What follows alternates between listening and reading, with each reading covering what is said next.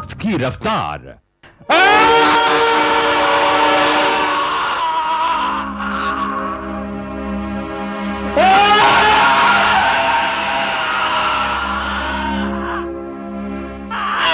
Relax, relax.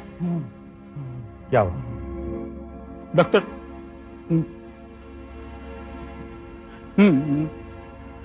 मैं MTech का student हूं, केमिकल पर रिसर्च करता हूं मैं। डॉक्टर मुझे जाने दो, मैं केमिकल पर रिसर्च करता हूं, मेरी कॉम्बिनेशंस बिगड़ जाएंगी। डॉक्टर मुझे जाने दो डॉक्टर। रिलैक्स, तुम पढ़े लिखे और समझदार हो, फिर तुमने क्या कर लिया? हाँ? डॉक्टर, मैंने बहुत मुश्किल से केमिकल डेवलप किया है। 1 साल तक मैं उस पर काम कर रहा था। आज मैंने उसकी सक्सेसफुल टेस्ट की।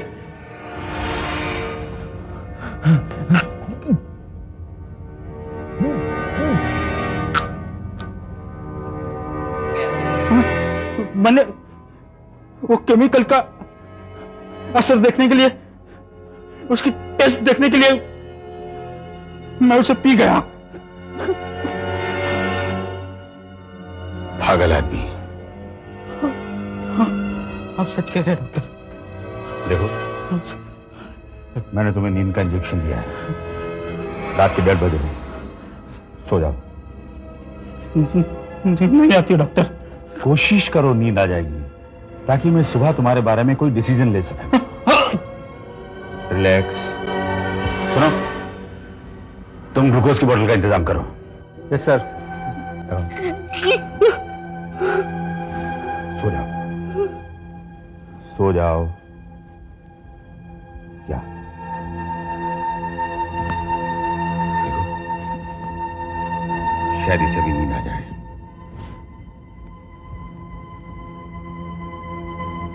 शायद ही सो रहा है। हिस्टेरिया का पेशेंट है, बार बार फिट्स आती हैं।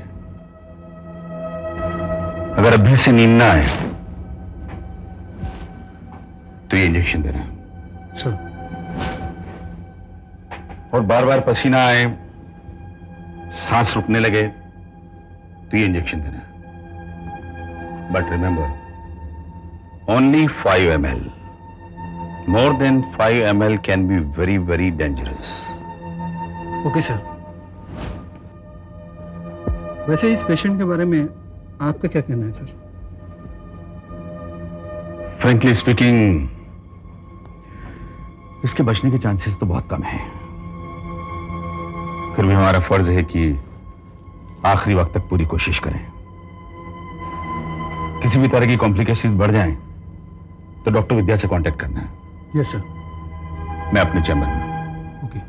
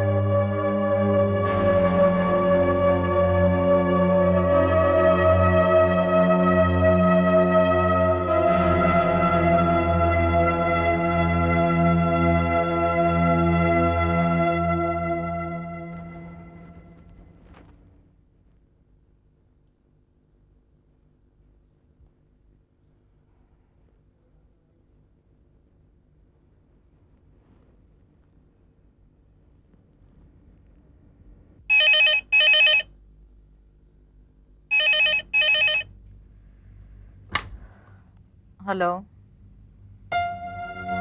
Hello hello.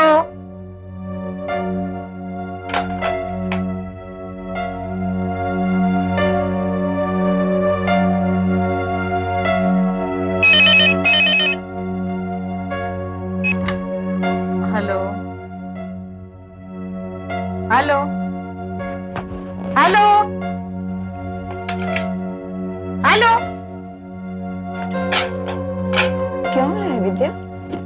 फ्लाइंग कॉल्स आ रहे हैं, कोई बात ही नहीं कर रहा है।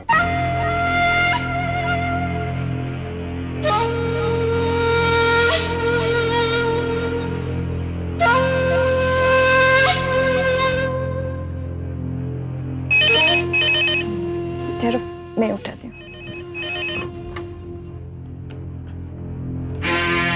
Hello hello. Supriya,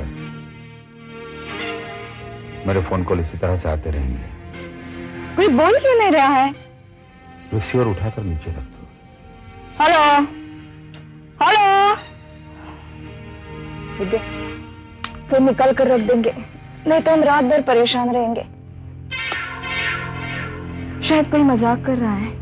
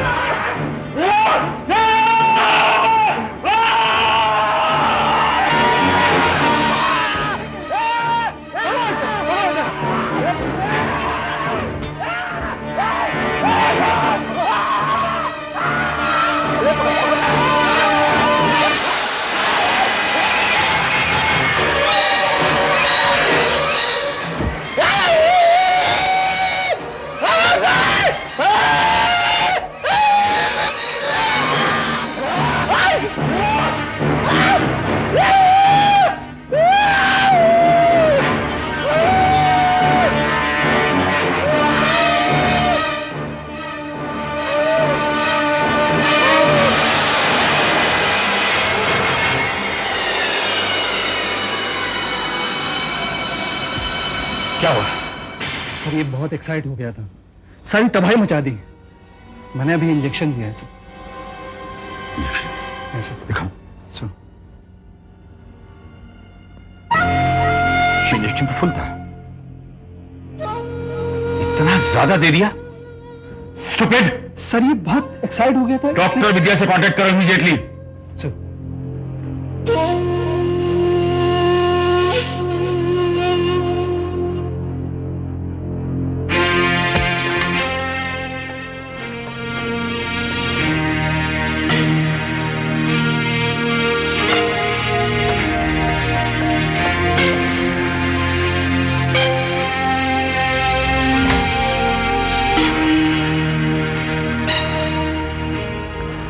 sir doctor विद्या का फोन एंगेज है।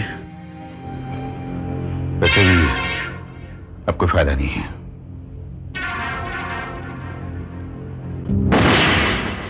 ही इज नो मोर।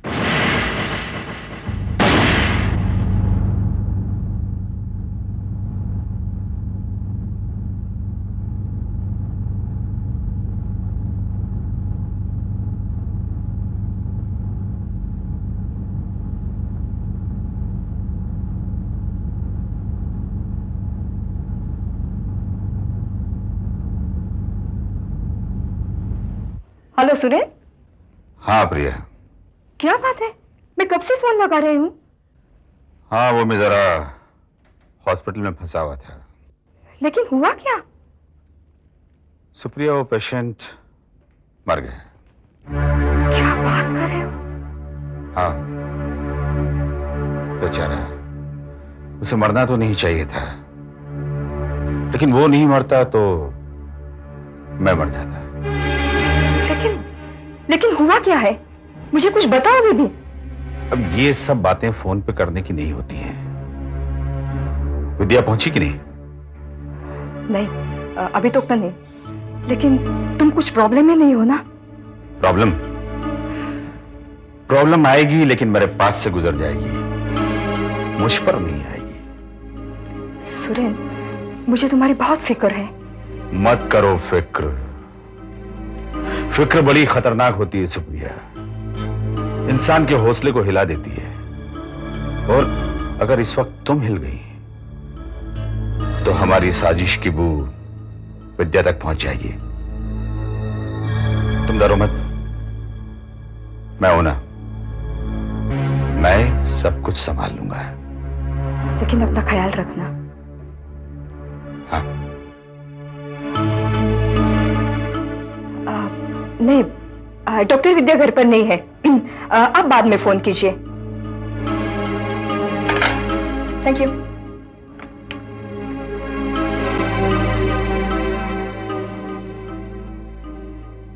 किसका फोन था? प्रेस वालों का फोन था। मैंने कह दिया तुम घर पर नहीं हो। विद्या, क्या हुआ? सब ठीक तो है?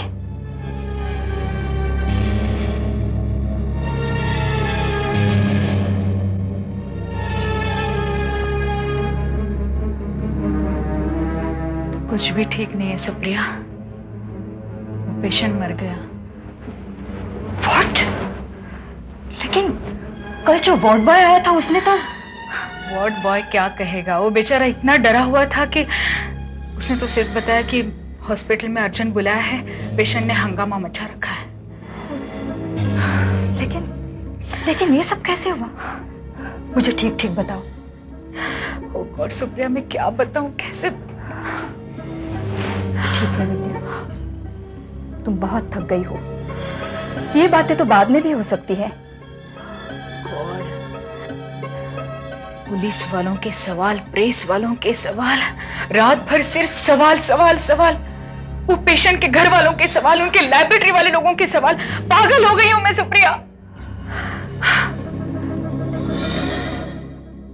तुम शांत हो जाओ। तुम इस जगह पर हो कि तुम्हें इन सब बातों का सामना करना ही पड़ता है। देखो, अब तुम आराम करो, फ्रेश हो जाओ। हाँ, मैं तुम्हारे लिए कॉफी बनाऊं? नहीं, मुझे कुछ नहीं चाहिए। कॉफी तो ले लो, तुम्हें अच्छा लगेगा। नहीं सुप्रिया, मेरी आंखों के सामने से वो कल रात का नजारा हट ही नहीं रहा है। कैसे पेशेंट डरे हुए थे, कैसे लोगों ने मुझे घेर रखा था।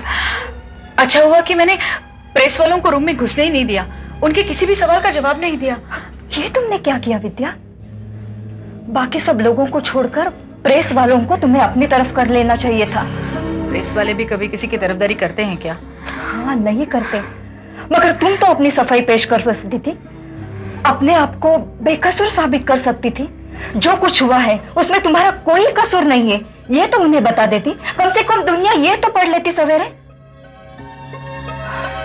देखो, ये अखबार में क्या लिखा है देखो। रमणीकलाल हॉस्पिटल में डॉक्टर की लापरवाही से एक और मौत। और आगे तुम्हारे बारे में लिखा है, तुमने प्रेस वालों के साथ कैसे मगरूरी से बातें की और जो कुछ हो रहा है उसे तुम कैसे दबा रही हो।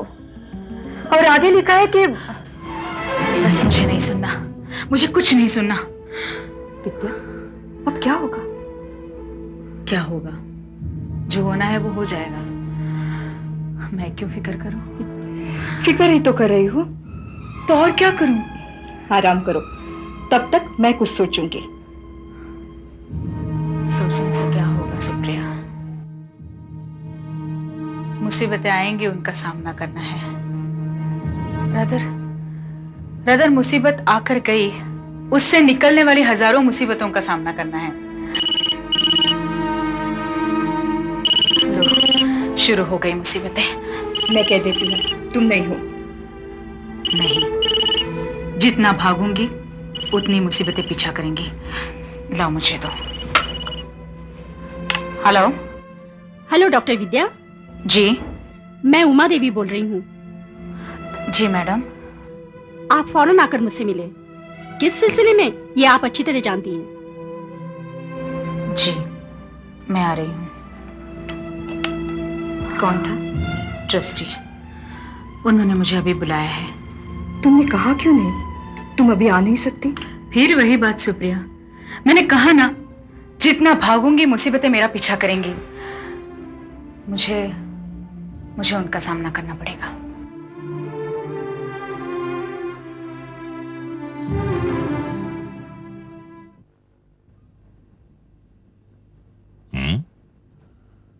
सेठ रमनिकलाल अस्पताल में डॉक्टरों की लापरवाही से एक और मौत।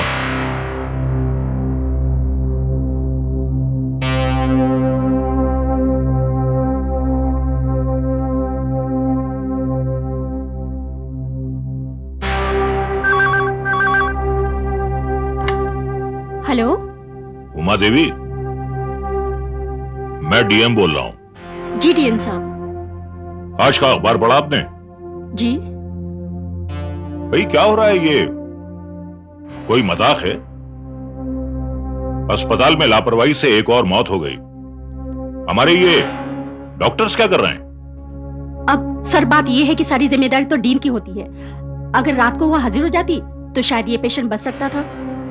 तो वो हाजिर क्यों नहीं हुई? अब ये सारी डिटेल बातें मैं आपको बाद में बताऊंगी। हम सब भी बड़ी मुश्किल में पड़ गए हैं। डीन विद्याचार्य को फौरन एक मेमो भेजिए। उनसे कहिए कि अगर डीन बने रहना है तो या तो हमारी बात माने या इस्तीफा दे दें। उनसे बात करने के बाद हमें फोन कीजिए। सबसे पहले उन्हें डीन के बंगले में रहने के लिए कहिए।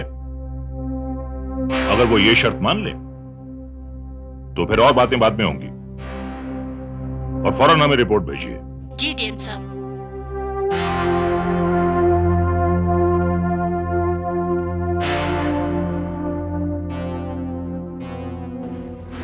Good morning madam. Good morning. बैठिए।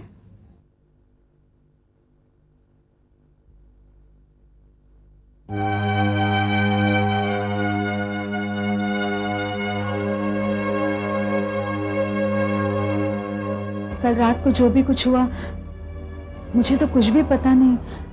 डॉक्टर, इस संस्था पर ये दूसरी बार लांछन लगा है।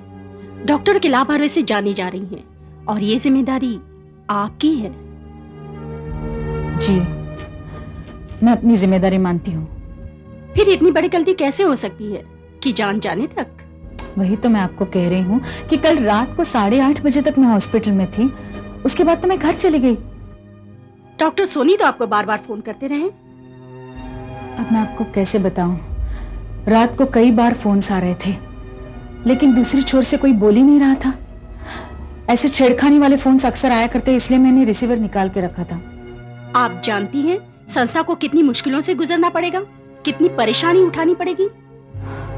जी, मुझे पूरा अंदाजा है, लेकिन एक बात मेरी समझ में नहीं आ रही है।